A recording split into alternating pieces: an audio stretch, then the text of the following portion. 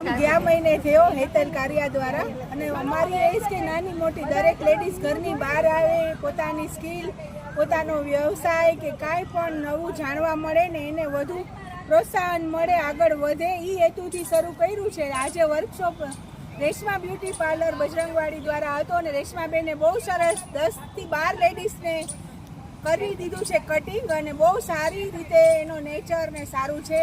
Thank you Reshmaben and Hetalben, thank you.